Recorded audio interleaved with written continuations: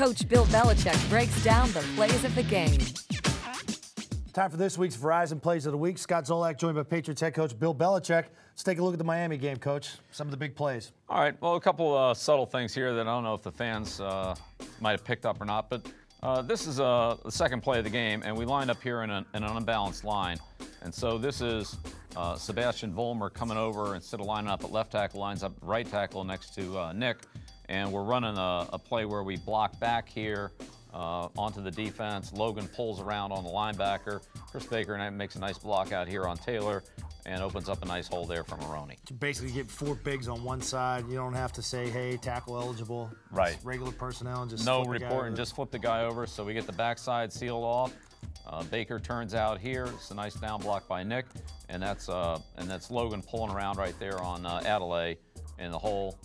You can see Logan just kind of toss him down there. Nice patience by Maroney. Sorts this out, and there we go. A good way to start the game in a running game. Well, I think we all remember this big play here. 3rd down and 1. And this was a play where the Dolphins are in a man-to-man defense with a middle-of-the-field safety. Randy shifts over, and the Dolphins are they're gonna blitz. But the coverage is going to be Davis here on Moss, Jones on Welker, and they're going to run a crossing pattern here, and Tom's going to basically read the weak safety, Culver. And so when Culver jumps over here on Welker, then that frees Moss up on the crosser against Davis and gets a step on him. We all know how this one ends. It's a good shot play, too, 3rd and short. Now, being on about the 30-yard line, if you don't pick that up, do you also think in the back of your head this could be 2-down territory? Probably more so towards midfield, maybe in the plus. Yeah, it'd be a little risky doing it here, but this is a good opportunity to get them in a coverage where they're really thinking, you know, a short possession pass or maybe a run, and we're able to take a shot down the field. You know, Randy does a great job after the catch, turned it into a 70-yard touchdown. And these things are starting to occur more. Your team's starting to make more big plays where earlier in the year you're just missing on some of them. That's right. But, you know, it all starts with the protection. Here's a great job on the pickup. This is Brady recognizes the blitz, and we're in a 7-man protection, so we're blocking here. Neal's got Bell. Kevin does a great job of stepping up there on the linebacker, Adelaide. And so we've got 7 for their 7 blitzers. Bell doesn't come, so we have a double team here on the nose. But it's great pickup. Real nice job here by Baker on Taylor. Punches him down. Tom steps up. On a 6-man rush, that's about as good as you can hope for protection-wise. Yeah, and I think people don't appreciate what Kevin does. They always see him catch the football, screen game, flipping it outside, but he's so good in blitz pickup. Very good in blitz pickup. Well, one of the things people talk about in the second half was, what do we do to take care of the option? And basically, here's what happened. This is Pat White here, quarterback. This is Polite, the lead blocker, the fullback, and here's going to come the option to our left side. The key to this play really is Dalius Thomas. He hits Fasano, the tight end, and doesn't let him get through to Guyton. So he hits Fasano, Guyton scrapes outside, and we actually gain a player. We gain Guyton coming outside here so that when White runs the option, Gary takes him, McGowan's there for the pitch, and there's really nowhere to go here. So that was our adjustment to this play at halftime. What happened in the first half was with the linebacker up the field here, Fasano was able to wall Guyton off, and they had kind of a 2-on-1 situation outside. So this took care of it. Seems like your bigs taking care of bigs, and then what you see is Guyton, you got McGowan, and Merriweather. What you have is speed now going to the football. That's right. And, we want the quarterback there behind the line of scrimmage with the ball, running sideways with a man on him. And that's really a pretty easy tackle for a linebacker to make. All right, another play they ran out of the Wildcat look with White at quarterback was the quarterback draw, and that's with Ricky Williams here as the lead blocker.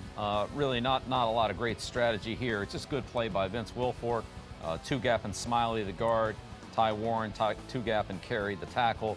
This is Mike Wright dipping his shoulder, playing the double team block here by Thomas coming off the left side.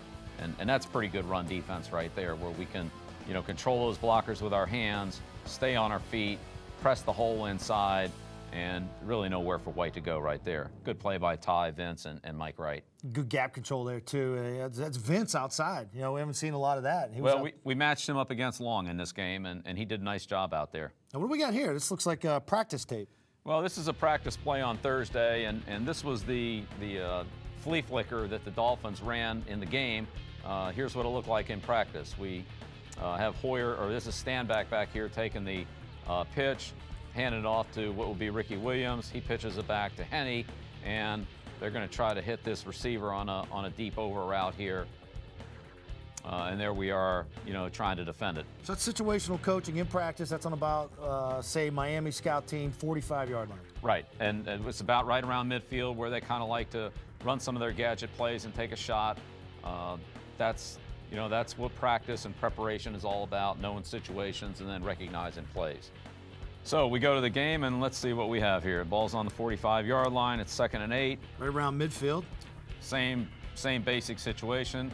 Here's the Wildcat look. Ricky Williams in motion.